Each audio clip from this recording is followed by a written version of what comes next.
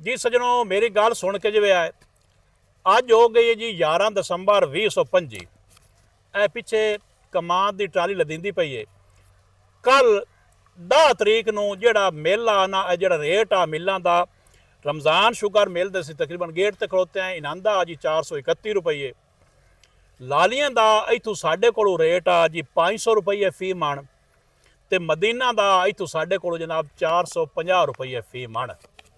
तो जिहड़ा अज का रेट है वो अज का रेट किना मिलों का 400 है, इहदा गेट 400 है तो किना का 405 है।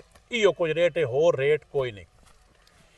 ये अगर रेट घटता ना किसी भी डिपार्टमेंट का, फर्ज करो खाद का रेट 50 रुपया 100 रुपया 500 रुपया डाउन हो जाता तो उन्हें खाद स्टाक कर लेनी या सानू काई ना देनी।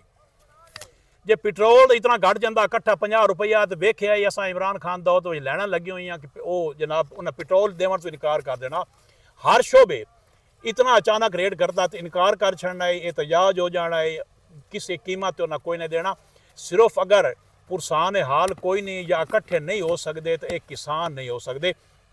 त्रै बंदे कल इकट्ठे होए, त्रों मिलों वाले बंदे, उन्होंने रेट वापस अपने इतफाक नाल 400 तो लिया। उन्हें आख्या साडा मकसद किसान का खून चूसना है, तुसीं इहनूं फायदा ना दिओ। इत्थे मैं एक पहले ना शेर बड़ा खूबसूरत वो तुसीं सुन लो अफजल साहिर दा, थोड़ी जी तब्दीली नाल माजरत नाल कि सानू टुकदा फाहा लै गया सी मिलां वल्ले, सानू टुकदा फाहा लै गया सी मिलां वल्ले, तीन मालिक जुड़ के बह गए असी लखां कल्ले। साडा गन्ना मिलने पीड़िया रौ रत्ती निकली, उस रत चों पग्गां वालियां दी पत्ती निकली। असां मीं तू कणकां सांझियां सांभियां, असां मीं तू कणकां सांभियां, सानू चौधर पै गई, साडा मिट्टी विच मूँह तुन के साडे सिर ते बह गई। की दसां साह दी मंडिए की मंदा होंदा, मैं रब नाल दुखड़े फुलदा जी वो बंदा होंदा। जिवें तुसीं गल सुनी हो वो त्रै रल के बह के हज़ारां लखां किसानां दा हक अगर मार सकते हैं तो किसानां च ये जुरत क्यों नहीं कि वो भी आपस में एका कर लेवन, मुतफिक हो जावें तो कोई ना कोई राह कढ़ लेवन।